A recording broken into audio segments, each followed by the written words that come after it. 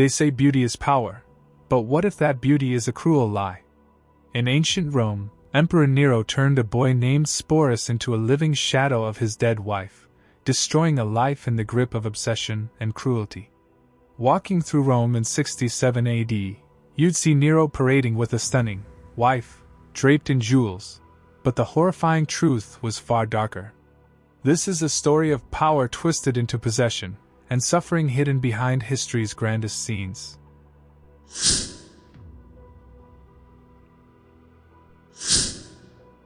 Nero came to power at just 16 years old, hailed as a promising ruler who might bring a golden age to Rome. Early on, he cut taxes and funded grand public games that won the hearts of the people. But behind the scenes, paranoia and isolation began to twist his mind. As the sole ruler over millions, Nero lived in a cage of suspicion, unable to trust friend from foe. His reign quickly darkened. Nero's need for control grew fierce and erratic. The man who once performed as an artist on stage became feared for his violent outbursts. The absolute power that crowned him slowly consumed his humanity, turning love into obsession and loyalty into chains. Absolute power corrupts absolutely. Lord Acton. Poppaea Sabina was Nero's great passion, beautiful, intelligent, and ambitious. She was the opposite of his first wife, Octavia, and soon became the center of Nero's world. But their love was tragic. During a heated argument in 65 AD, Nero's rage claimed Poppaea's life, delivering a fatal blow to his pregnant wife. Her death shattered Nero. He refused to let her go, embalming her body and building a cult around her memory. His grief warped into madness, as he spoke to her corpse and forced his court to pretend she was still alive. This break from reality marked the beginning of a terrifying chapter.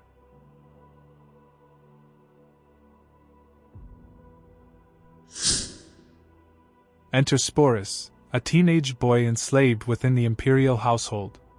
To Nero's broken mind, Sporus resembled the late Poppaea so closely that he became the emperor's cruel solution to reclaiming his lost love. But this was no reunion. Nero forced Sporus to undergo castration and other brutal surgeries to erase his male identity and reshape him as a woman.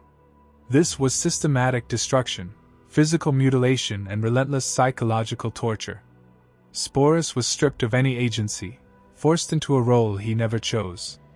His transformation was agonizing and irreversible, a permanent erasure of self.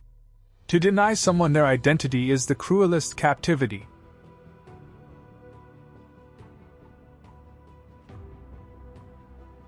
Nero staged a grotesque imperial wedding, publicly marrying Sporus dressed as Poppaea. The ceremony was lavish and formal, with vows exchanged under thousands of oil lamps and the presence of Rome's elite. Yet beneath the grandeur lurked a dark truth. The most powerful man in the world had turned a boy into a doll, an object to replace the dead wife he could not accept. This union was a spectacle of obsession and abuse, with Sporus trapped in a gilded cage, forced to perform the role of a grieving widow, an empress in name only.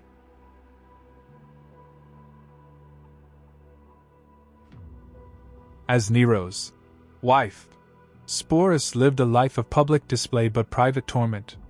He had servants, jewels, and status, yet every day was a performance. He had to mimic feminine behavior, recall memories he never had, and endure the isolation that came with living as a symbol rather than a person. Sporus' spirit grew more withdrawn and melancholic with time. The psychological strain was immense. His life was a constant reminder of lost freedom and stolen identity, a human being reduced to a living doll.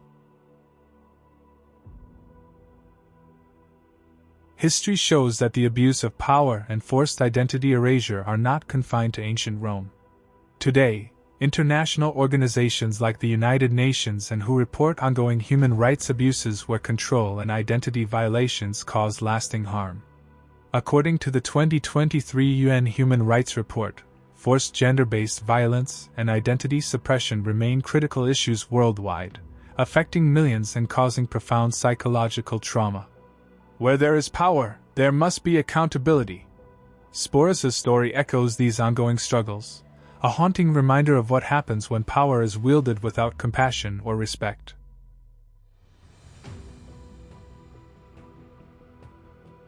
Ultimately, Sporus chose death over continued humiliation, reclaiming the only freedom denied to him throughout his torment: the power to decide his own fate.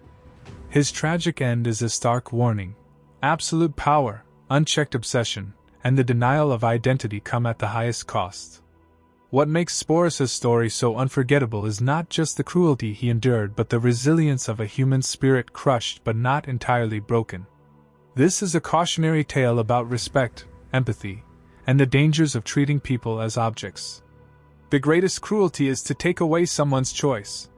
His life and death remind us that behind history's grand tales lie deeply human stories of suffering and survival, stories we must never forget.